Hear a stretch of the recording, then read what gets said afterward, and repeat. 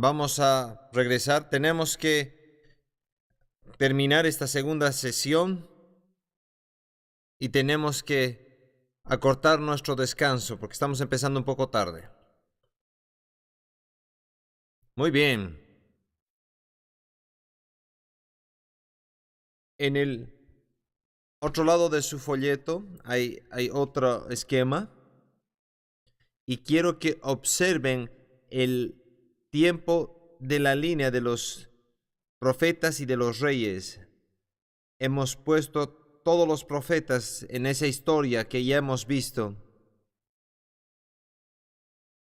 Hemos hablado antes el hecho de que toda esta última sección, estos 17 libros, encajan en la historia de los primeros libros y todos encajan en esa historia que ya hemos visto. Y esto te va a ayudar a ver esto y qué relación tiene. Y la otra razón que les he dado, porque de aquí en adelante vamos a ignorar el arreglo que se usa en las Biblias que ustedes usan, en el orden en los que están los libros. No vamos a ir en el orden que están compilados en tu Biblia.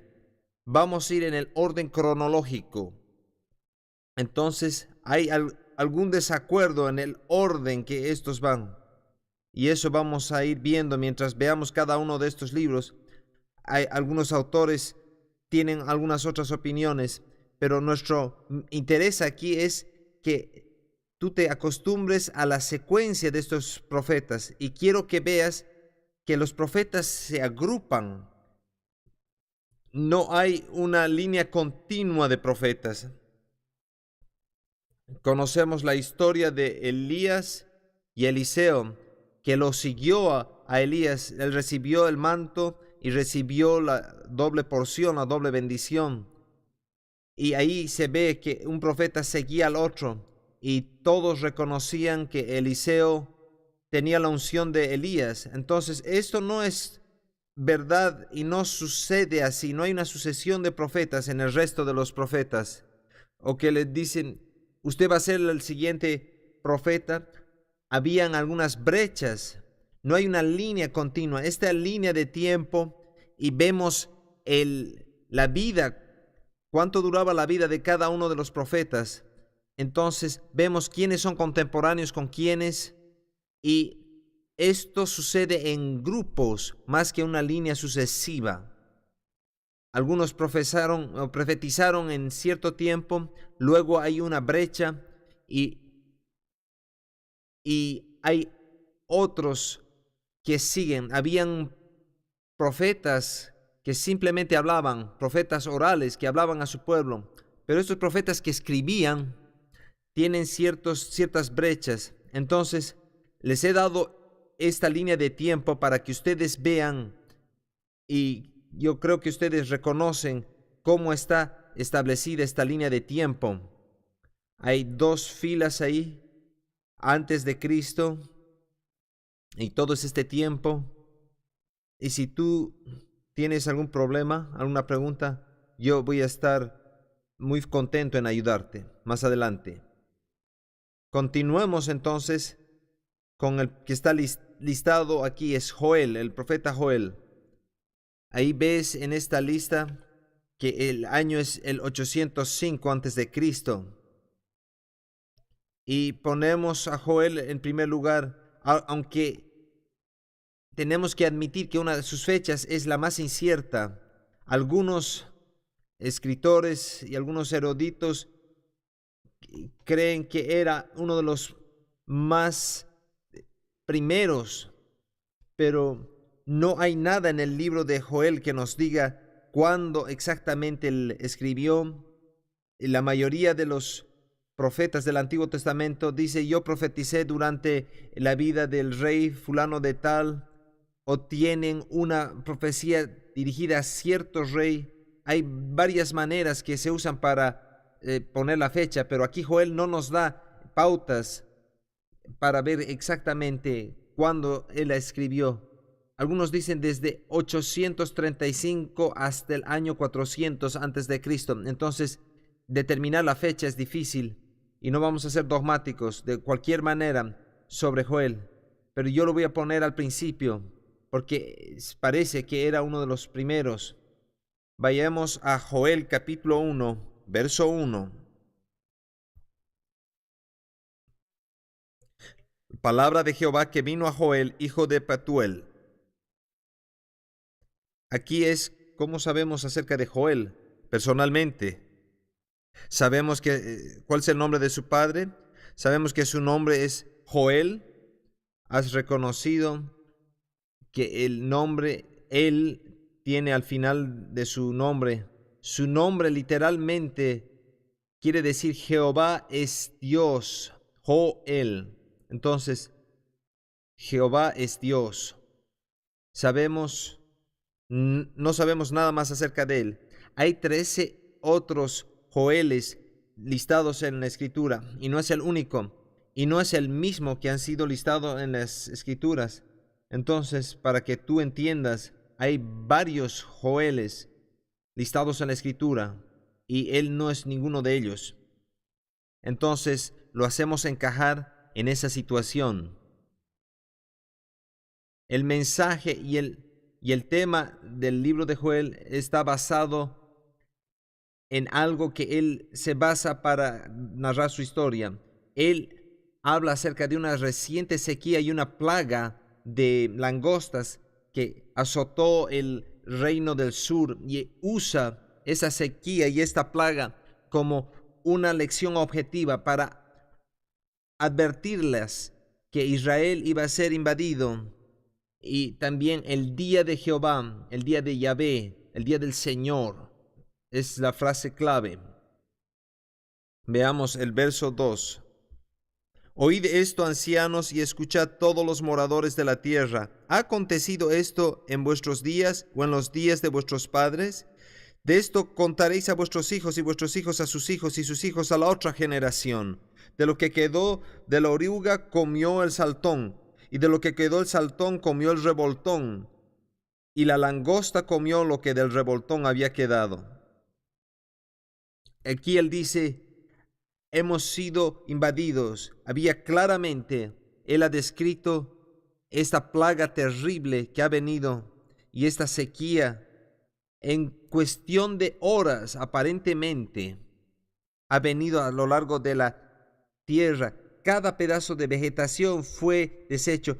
Quizás ustedes han visto una nube de langostas atacar alguna región y venir sobre una región. Es tremendo cuán rápido pueden desgajar toda la vegetación y los árboles, arbustos. Yo crecí y trabajaba yo en los veranos con mi abuelo en su granja, y vi cuando las langostas invadieron y dejaron todo como si fuera invierno. Todo fue comido, y podemos controlar eso en algunas maneras, y ese era el problema. Pero la situación es, aquí como él vio, en cuestión de horas, esto sucedió y todo quedó desnudo y toda la vegetación se fue. Dice, y si la nación se arrepiente y se vuelve a Dios, él va a restaurar la relación y los va a bendecir. Y lo que estamos viendo aquí es algo que toma un evento local y dice, esta es la profecía del Señor, esto va a pasar durante este tiempo, y dice, esto va a pasar a nosotros, y claramente esto es para ellos, concerniente a ellos. También podemos ver claramente que en su escritura iba a ser cierta en el futuro también. Esta es una profecía local, pero tiene implicaciones históricas y simbólicas más allá de la nación. Es una profecía local, pero va a ir más allá en el tiempo. La frase clave, y a veces damos una palabra clave, pero aquí hay una frase, y dice, habla acerca frecuentemente del día del Señor. Usa esa frase, el día del Señor, el día de Jehová. Y esa frase es usada una y otra vez mientras habla en el libro. Veamos, este es un libro corto de 3 capítulos, Pero el primer capítulo describe esta plaga y la describe lo que está sucediendo y cómo va a suceder. Y dice en el verso 6, porque pueblo fuerte e innumerable subió a mi tierra. Sus dientes son dientes de león y sus muelas, muelas de león. Algunas veces has visto esos programas documentales donde muestran las langostas y cuando hacen acercamientos ves sus dientes y que están comiendo las hojas y cuán rápido pueden comerse las hojas y la vegetación. Entonces él usa esa imagen. Una nación ha venido en contra de nosotros y comiendo como el león, y sus dientes son dientes de león, y sus muelas, muelas de león. Joel vino y vio de muy cerca para ver cómo se veía el langosto. Dice, una nación vino en contra. Está prediciendo también que algo más iba a pasar. Una nación iba a venir en contra de nosotros y nos iban a invadir y nos va a destruir. En ese mismo sentido, entonces ahí vemos el simbolismo es fuerte. Mientras veamos el verso 13, dice, ceñíos y lamentad sacerdotes, gemid, ministros del altar, venid, dormid en silicio, ministros de mi Dios, porque quitada es de la casa de vuestro Dios la ofrenda y la libación. Proclamad ayuno, convocada asamblea, congregada a los ancianos y a todos los moradores de la tierra en la casa de Jehová vuestro Dios, y clamad a Jehová. Ay del día, porque cercano está el día de Jehová, y vendrá como destrucción por el Todopoderoso. Claramente, este día del Señor, esta idea, no es simplemente acerca de los pecados de la nación y acerca de este día de juicio. ¿Cuál es el día del Señor? Muchos de los profetas usaban este término y lo habían escuchado de él inicialmente quizás, pero muchos profetas hablan acerca del gran y terrible día del Señor. ¿Por qué es gran y terrible? Es un día de juicio. Y si estás recto, ese va a ser un día malo. Si estás en santidad, va a ser un buen día. Pero para muchos iba a ser un día terrible por la ira de Dios que iba a ser derramada. Cuando Dios derrama su espíritu, iba a ser como ira para otros, pero iba a ser para otros como el amor siendo derramado. El día del Señor no siempre es un día terrible, pero si estás en pecado, es muy terrible y es fuerte. Entonces vemos el simbolismo que está usando este día de juicio. La langosta viniendo por nuestro pecado es como, o iba a ser como algo, y hace esa comparación con ese simbolismo de la plaga y las cosas que siguieron. Iban a venir como destrucción del Todopoderoso. En capítulo 2 empieza a hablar acerca del día profético del Señor y cómo veamos el verso 2, el capítulo 2, verso 1. Toquen la trompeta en Sion. Creo que no hay que cantar aquí. Tocad la trompeta en Sion y dad alarma en mi santo monte. Temblen todos los moradores de la tierra, porque viene el día de Jehová, está cercano, día de tinieblas y de oscuridad, de nube y de sombra, que sobre los montes se extiende. Como el alba vendrá un pueblo grande y fuerte, semejante a él no lo hubo jamás, ni después de él lo habrá en años de muchas generaciones. Aquí otra vez la imagen es como una nube de langostas, como un número que nunca iba a venir antes, iba a destruir. Y ya no está hablando acerca de langostas, dice que un pueblo numeroso iba a venir, que no podemos imaginar, porque iban a ser numerosos. Aquí está la advertencia de todo lo que va a suceder. Dice en el verso 3, capítulo 2, verso 3, delante de él consumirá fuego, tras de él abrazará llama, como el huerto del Edén será la tierra delante de él, y detrás de él como desierto asolado. En otras palabras, era un lugar hermoso, pero después va a quedar como desierto. Era como el jardín del Edén, hasta que esto sucede. Y les advierte, verso 12, Por esto pues ahora dice Jehová, convertíos a mí de todo vuestro corazón, con ayuno y lloro y lamento, rasgad vuestro corazón y no vuestros vestidos. ¿No es interesante eso? Uno de los hábitos cuando estaban en desesperación, desgarraban sus ropas en señal de lamento. Dice, rasgad vuestro corazón y no vuestros vestidos y convertíos a Jehová vuestro Dios, porque misericordioso es y clemente, tardo para la ira y grande misericordia, y que se duele del castigo. Él se arrepiente. Y si ellos se arrepienten, veamos qué pasa en el verso 25.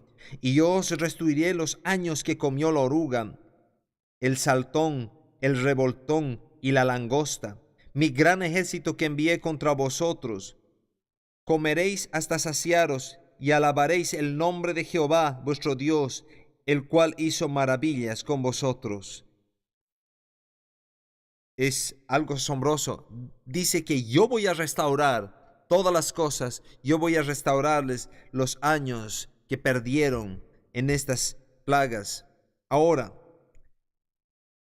tú aquí entiendes, reconoces que está tratando no solo con la langosta, está viendo más allá, y el simbolismo como una manera de mostrar que todas estas cosas iban a pasar y se iban a cumplir. Capítulo 3. Yo voy a regresar después de leer algunas escrituras. Capítulo 3. Porque aquí que en aquellos días y en aquel tiempo en que haré volver la cautividad de Judá y de Jerusalén, reuniré a todas las naciones y las haré descender al valle de Josafat, y allí entraré en juicio con ellas a causa de mi pueblo y de Israel, mi heredad, a quien ellas esparcieron entre las naciones y repartieron mi tierra. Hay un par de asuntos importantes. Yo voy a traer a mis cautivos de Jerusalén y de Judá. En el tiempo de Joel, nunca se los habían llevado cautivos. Esa es una de las razones porque algunos escritores y eruditos creen que él escribió muchos años después que fueron llevados cautivos. Pero lo que vemos aquí es que Dios le estaba mostrando que iba a venir un tiempo, un día de juicio en el cual iban a ser llevados cautivos, y luego dice, y yo los retornaré, dice. ¿Tú ves? Tienes que creer que Dios le estaba mostrando algo profético para que ellos estén dispuestos a recibir esa interpretación. Si no estás dispuesto a recibir que esta parte es profética, tienes que rechazar esta interpretación. Él escribió después de los hechos, pero nosotros creemos que él estaba profetizando, y también profetiza, yo los voy a traer, y dice en el verso 2, reuniré a todas las naciones y las haré descender al valle de Josafat.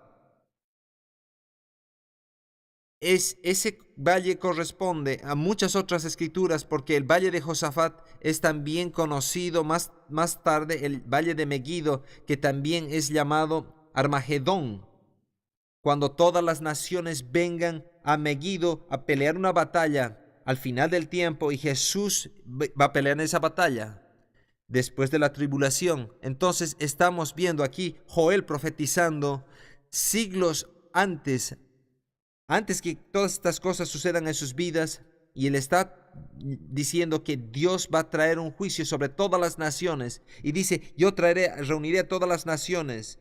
Tuvimos 2 guerras mundiales en el siglo pasado, y hemos decidido que estaba involucrada todos, pero no estaban involucradas todas las naciones, pero aquí todas las naciones van a estar involucradas.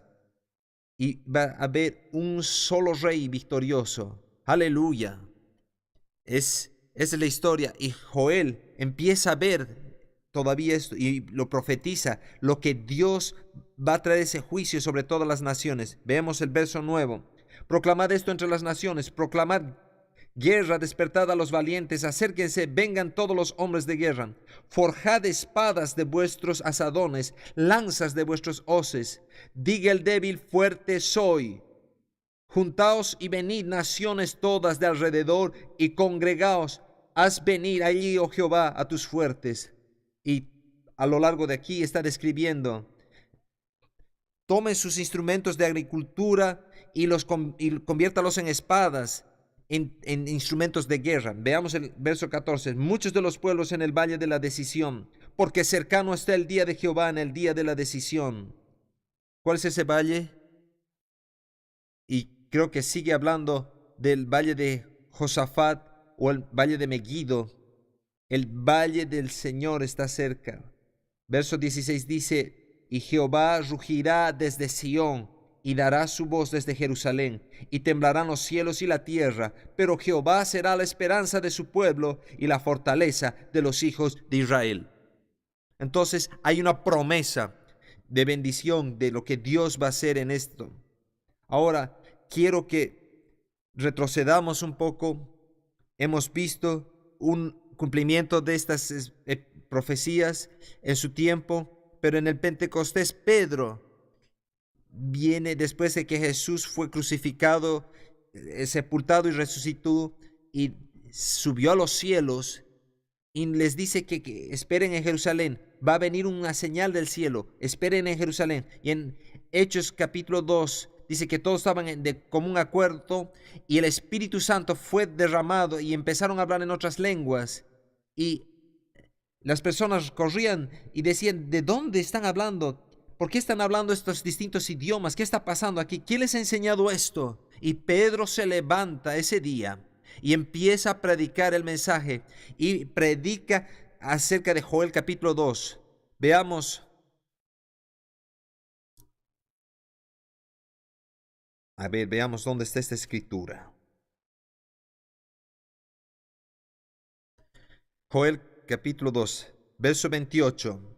Y predica de capítulo 2 de Joel: y después de esto derramaré mi espíritu sobre toda carne, y profetizarán vuestros hijos y vuestras hijas, vuestros ancianos soñarán sueños, y vuestros jóvenes verán visiones, y también sobre los siervos y sobre las siervas derramaré mi espíritu en aquellos días.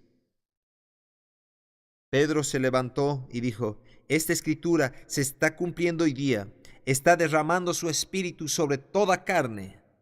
Y Joel en este punto estaba profetizando lo que Dios iba a hacer.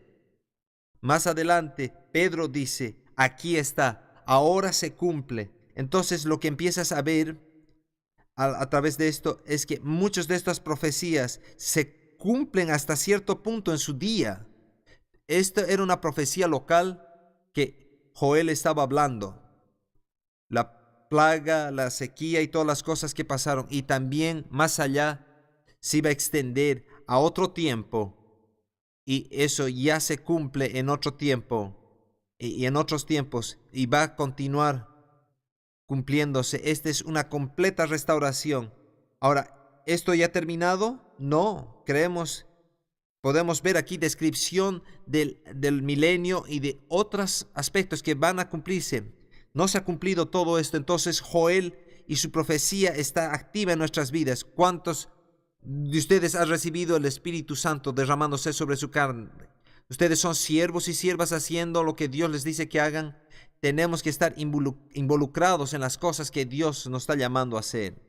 Ahora, continuemos un poco más. Los siguientes 3 profetas son profetas del reino del norte y están en el mismo tiempo. Saltemos al libro de Jonás. Este es uno de nuestras historias que algunos están familiarizados con ella. Veamos acerca de Jonás y lo que él tiene que tratar. Jonás era un profeta en el reino del norte. Veamos Jonás 1:1. Vino palabra de Jehová a Jonás, hijo de Amitai, diciendo: levántate y ve a Nínive, aquella gran ciudad, y pregona contra ella, porque ha subido su maldad delante de mí. Jonás es sin duda un profeta y está activo en el ministerio. Dios usualmente no llama a un novato, alguien que no ha hecho nada antes, y lo manda a una situación terrible en donde Dios nos capacita, pero usualmente nos prepara. Entonces, lo que nos sugiere a nosotros es que probablemente puedes permitirme una opinión. Probablemente Jonás ya estaba predicando. Él estaba predicando en el reino del norte, quizás ya por años, pero no tenemos registro de ello. Él no lo escribió esto. Esta era una historia más importante. Entonces, por eso es que lo escribe así. Pero hay buena probabilidad que Jonás era un predicador, un profeta, un predictor o un intercesor por su pueblo por muchos años, y ya era un profeta en el reino del norte.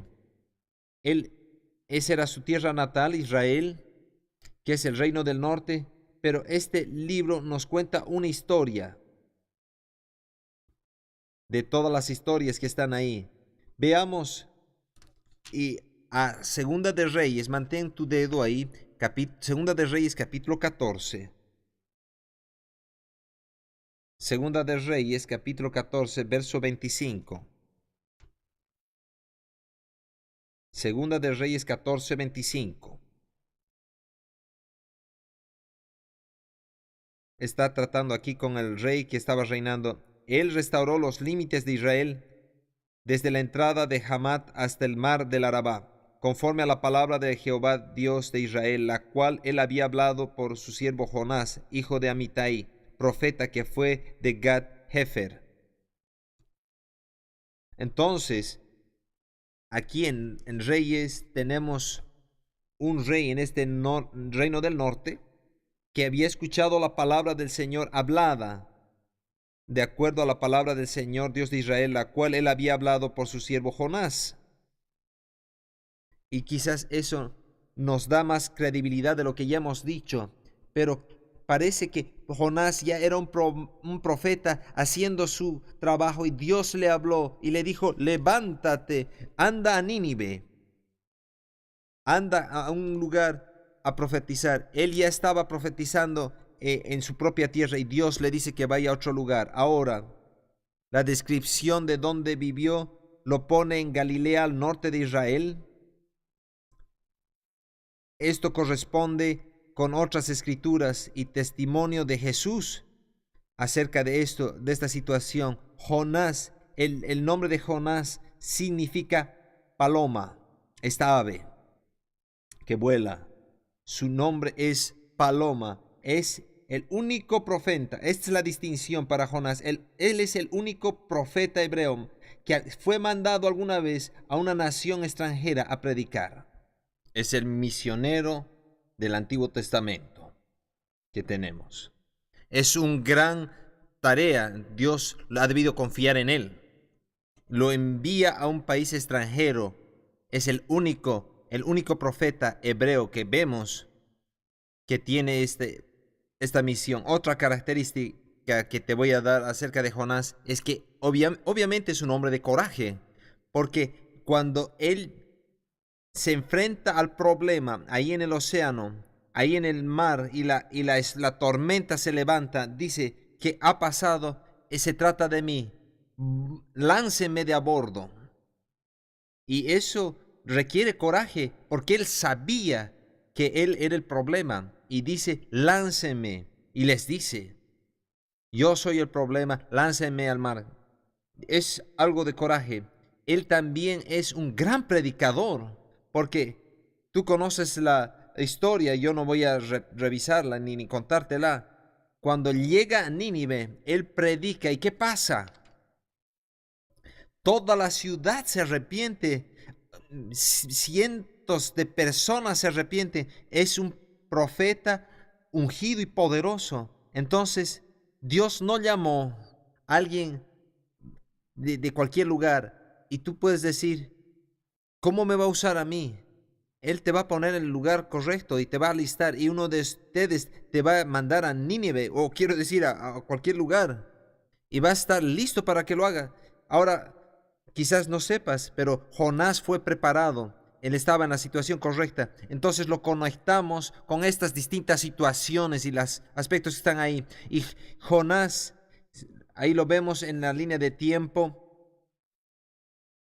ahí en toda la descripción, y lo pone a él en esa situación. Ahora, este corresponde históricamente, porque el arrepentimiento de Nínive que vemos en esta historia aquí, y realmente llega en un tiempo que es claro históricamente que hubo un gran cambio en el imperio asirio. Nínive era la capital de los asirios,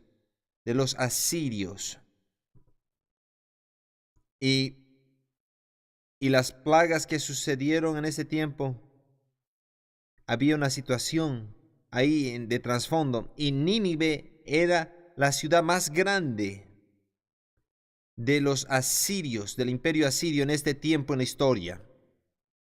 Hay un par de cosas que más adelante esta se iba a convertir en la capital del imperio. En este momento no creemos que era, pero era la ciudad más grande de todo el imperio. Yo quiero que te imagines esto. Los asirios son los archienemigos de Israel durante este tiempo.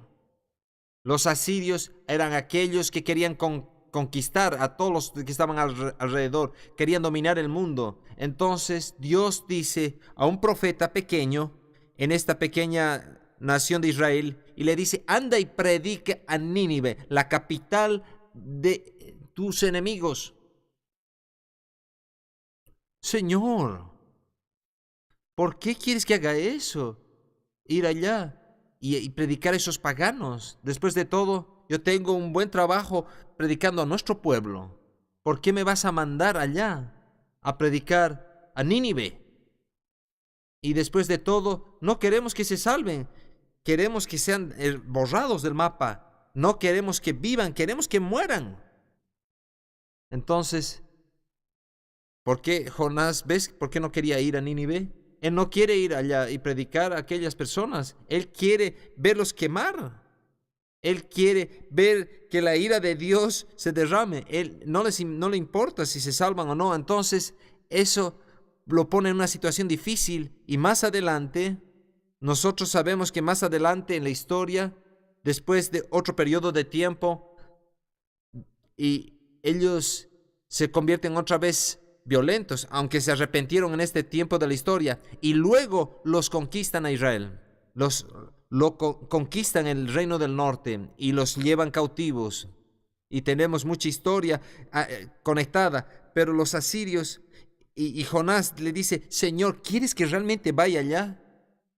Pero Nínive es lo que llamamos Tikrit hoy día, al norte de Irak. Si es que no tengo mezcladas mis ciudades, es lo que es en el área de Tikrit, en el norte de Irak, que ha estado en las noticias en las últimas semanas. Esta área que va al norte de Irak hoy día, este era el asiento de su cultura, y Jonás no está interesado que todo esto suceda. Y aquí hay otro lado de esto. Si nosotros lo ponemos en un mapa y pensamos, ¿dónde está Israel? Yo voy a poner el mapa enfrentándote aquí. Y aquí está el Mediterráneo, en este lado. Y aquí está Israel. Y Nínive está aquí arriba, en Irak, en Irak del hoy. La Biblia dice que lo envía a Nínive a ministrarles a ellos. Y la Biblia no nos dice y nos dice que fue a la Jope, se subió a un barco ahí en la costa, en el Mediterráneo, en el mar Mediterráneo, y se fue a Tarsis. ¿Recibes esta imagen? Tarsis es un puerto en lo que ahora conocemos como España. Estaba yendo lo más lejos posible de Nínive. Él compró un ticket para ir al lugar más lejano. Él tenía que haber estado caminando acerca del desierto y se va en un barco y se va en otra dirección. Entonces hay pensamientos espirituales buenos. Veamos el verso 3. Y se levantó Jonás y se fue a Jope.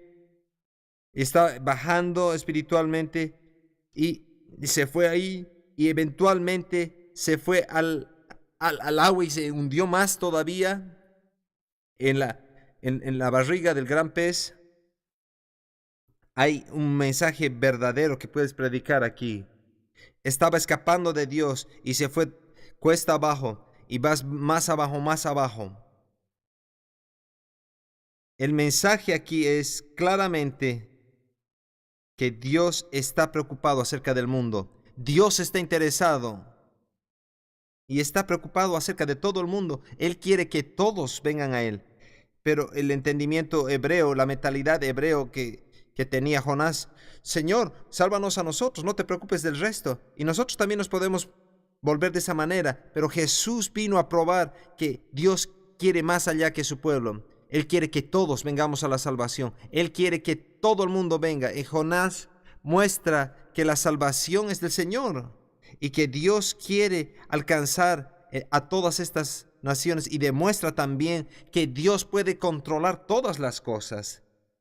Es soberano sobre toda la naturaleza, porque obviamente Dios preparó ese gran pez para tragar a Jonás. Hay una palabra clave que yo quiero que la recibas y la repite una y otra vez para enfatizar. Dice, y lo preparó. Y Dios había preparado a un gran pez. Dios había preparado muchas veces que Dios habló. Dios preparó el viento, el gusano, el viento solano. Dios estaba en control. Dios preparó todo esto y todas las otras cosas que vienen de este libro. Esta es la idea del avivamiento, porque Dios muestra que las personas pueden cambiar y venir a este avivamiento. Veamos el verso, verso 17, 1:17. Pero Jehová tenía preparado un gran pez para que tragase Jonás. Y estuvo Jonás en el vientre del pez 3 días y 3 noches. Entonces oró Jonás a Jehová su Dios desde el vientre del pez y dijo, yo sé que has escuchado que era una ballena, pero la Escritura no dice eso. La Escritura nunca la llama ballena en este pasaje. Dice que Dios había preparado un gran pez. Entonces, ¿qué era? Si no era una ballena, no lo sé. Yo te estoy diciendo que ves la terminología y que no es necesariamente una ballena, pero Dios había preparado un gran pez. Cuando llegas al capítulo 2, es más que nada la oración de Jonás desde el vientre del pez y dice, oh Señor, estoy en problemas. Por favor, escucha mi oración. Y dice, invoqué mi angustia a Jehová y Él me oyó. Aleluya. Esa es una tremenda respuesta. Veamos el verso 5. Las aguas me rodearon hasta el alma, rodeóme el abismo, el alga se enredó en mi cabeza. Tú puedes ver a Jonás en el vientre del pez. Oh Señor, y los jugos gástricos de este gran pez están empezando a quemar su piel y están empezando a trabajar en él. Y él está clamando, oh Señor, sálvame. Y dice aquí, las aguas me han rodeado y él estaba tan profundo. ¿Cuán bajo puedes bajar en la vida antes que clames a Dios y respondas a lo que el Señor dice? El Señor contesta su oración y dice en el verso 10, y mandó Jehová al pez y vomitó a Jonás en tierra. Yo creo que se veía como un buen espécimen ahí, con algas alrededor, un poco quemada su piel, el olor y todo eso.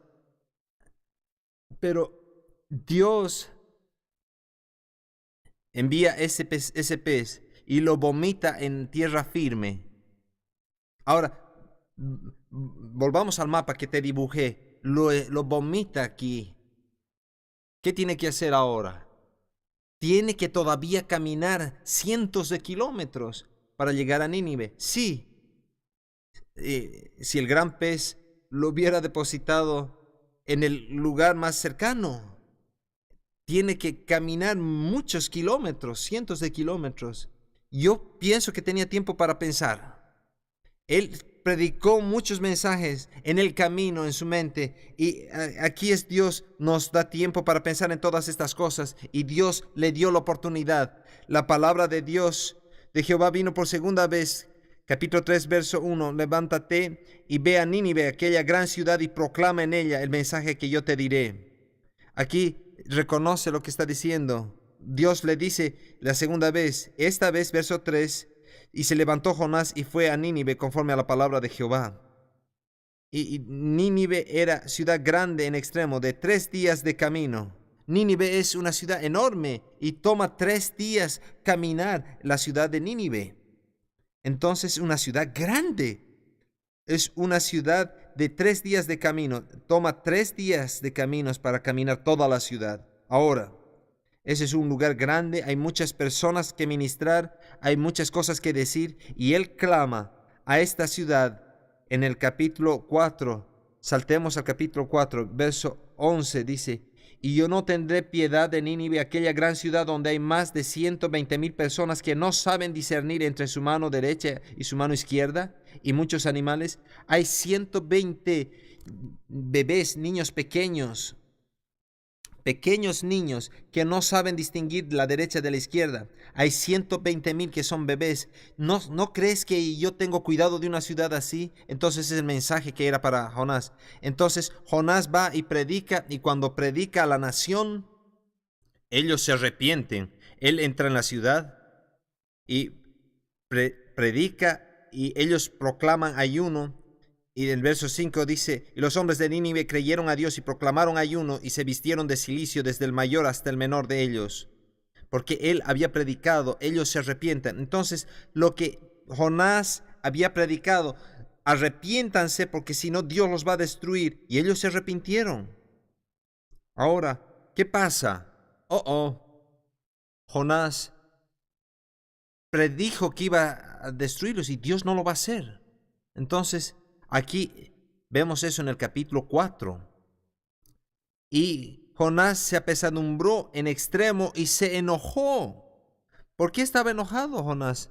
Continuamos leyendo. Y oró a Jehová y dijo, ahora, oh Jehová, ¿no es esto lo que yo te decía estando aún en mi tierra? ¿No te he dicho que esto iba a pasar, Dios, cuando yo estaba en nuestra tierra? Por eso me apresuré a huir a Tarsis, porque sabía que tú eres un Dios clemente y piadoso, tardo para enojarse y de grande misericordia, y que te arrepientes del mal. Yo sé que ibas a ser bueno para ellos. Yo sabía que ellos iban a arrepentir.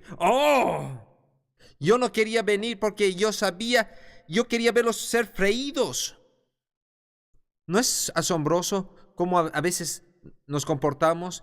Queremos a las personas y estamos enojados porque Dios dice que iba a hacer lo que iba a hacer. Dice, ahora pues, oh Jehová, te ruego que me quites la vida, porque mejor me es la muerte que la vida. Oh, Señor. Entonces, ¿por qué Jonás está tan disgustado? Porque él está asustado que iban a pensar que era un falso profeta. Él está asustado que lo iban a mirar. Tú predijiste que íbamos a ser destruidos, pero no lo vamos a hacer. Entonces tenemos que tener la perspectiva. Ellos necesitan. Si ustedes no se arrepienten, su ciudad va a ser destruida. Pero ellos se arrepintieron. Entonces la ciudad no fue destruida. Y Jonás está ahí. No está preocupado por esa gente. Él quiere ser el gran hombre de Dios. Él está preocupado en sí mismo y cómo se ve a sí mismo, aún siendo el gran hombre de Dios. De eso está preocupado. Entonces, por eso es que estaba tan enojado con Dios. Yo te dije que eso iba a pasar, Dios. Entonces, Jonás sabía la naturaleza de Dios, que era un Dios perdonador, pero todavía eso lo enojó. Entonces, en el verso 5 dice que salió de Jonás de la ciudad y acampó hacia el oriente de la ciudad y se hizo allí una enramada y se sentó debajo de ella. Y dice que Dios creció esta planta, esta calabacera, para que darle sombra. Milagrosamente creció rápidamente. Empieza a gustarle. Y viene un gusano y hiere la calabacera y muere rápidamente. Entonces Jonás se enoja otra vez. ¿Qué está tratando de hacer Dios? Dios le dice, yo puedo hacer lo que quiero hacer y tú tienes que venir y estar con el programa, porque si no, yo voy a encontrar un gran pez o de alguna manera y te voy a poner a hacer lo que necesitas hacer. Tú sabes que Dios puede hacer. Dios te puede llevar a donde te quiere llevar. Y mejor si tú vas con Él. Porque no queremos tener que orar y sacarte del fondo del océano en oración. Ahí con los peces. Entonces, en la oración que Jonás y toda la liberación que trae, y aquí está Jonás con esta conmiseración, tiene que ver con su orgullo, y Dios le dice a Jonás: yo tengo cuidado de estas personas y es por esa razón que te he mandado. Yo tengo cuidado de esta situación y de todo lo que estaba sucediendo aquí. Y dice Dios en el verso 9: entonces dijo Dios a Jonás: ¿tanto te enojas por la calabacera? Y él le respondió: mucho me enojo hasta la muerte. Todavía Jonás está muy enojado. Y dijo Jehová: ¿tuviste tú lástima de la calabacera en la cual no trabajaste ni le hiciste crecer, que en el espacio de una noche nació, en el espacio de otra noche pereció? ¿No tendré yo piedad de Nínive? Ya leímos ese verso. Entonces, ¿no tenemos más cuidado de las personas que de las cosas o plantas, que el refugio, la ropa, la protección, todas estas cosas? ¿No tenemos más cuidado, Jonás? Todo esto se trata acerca de la gente. Tú y nosotros tenemos que mantener esa perspectiva. Muchas veces tenemos que cuidarnos de mantener esa perspectiva. Si no, nos vamos a desviar. No vamos a reconocer todo lo que Dios está haciendo. No se trata acerca de las cosas ni de lo que tenemos, sino de la gente. Tenemos que tener esa perspectiva para que reconozcamos que si Dios escoge de hacerlo de una manera y arruina nuestros planes,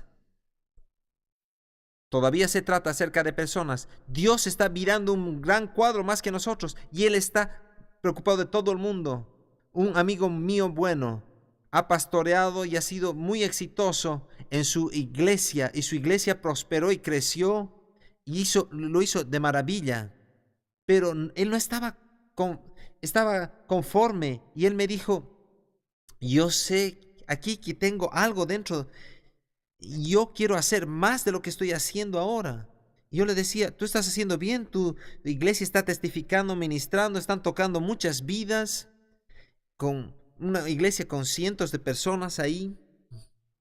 Y yo lo animaba: busca al Señor. Yo sabía que Dios estaba moviéndose. Y el anterior otoño me llamó, me dijo: voy a renunciar a mi iglesia la siguiente semana. Yo le dije: ¿realmente? Y yo no he dicho a nadie. Te he llamado para que ores por esto. Yo voy a renunciar. Y le dije: ¿por qué? Voy a ir a Tanzania. Yo no sé de muchos pastores que van a dejar toda la comodidad y todo lo que él tenía. Y Dios lo bendijo porque él había sido fiel y hizo lo correcto, y su iglesia había sido bendecida y su ministerio ha sido bendecido. Todo hizo correctamente, pero él tiene un llamado en su vida y Dios lo estaba preparando para ir donde había una necesidad real, donde no había alguien con sus habilidades y con su capacidad de liderazgo y sus habilidades, y Dios lo estaba preparando para hacer algo más de lo que estaba haciendo antes. Y quizás no pase toda su vida ahí en Tanzania, o quizás sí, porque él es joven y tiene muchos años y tiene una capacidad de liderazgo tremenda. ¿Tú estás dispuesto a dejar de todas las bendiciones y las comodidades y no enojarte con Dios si Él te dice que vayas a otro lugar? En el ministerio, una de las cosas que sucede, que pasa en cualquier otro negocio, es que a veces cuando nos sentimos el llamado de ir de esta iglesia a otra iglesia, hay una promoción a una iglesia más grande y más dinero. Pero ¿qué si Dios te llama de una iglesia grande a una iglesia más pequeña? Porque Él necesita a alguien que venga a un lugar más pequeño y lo haga crecer y llamar a la gente al arrepentimiento y traiga estos cambios y salve a toda una ciudad. ¡Wow! Dios quizás te llame a tener menos ingreso. Eso no tiene sentido, tener menos sueldo. Pero a veces necesitas estar en el lugar que el Señor te llama y estar ahí. A veces no tiene sentido dejar un gran trabajo e ir a un trabajo menor, a no ser que tú eres la única persona que los vas a alcanzar. ¡Wow!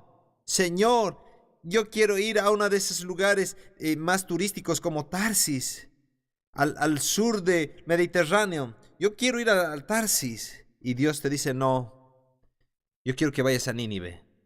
¿Están todos dispuestos? ¿Listos? Vamos allá.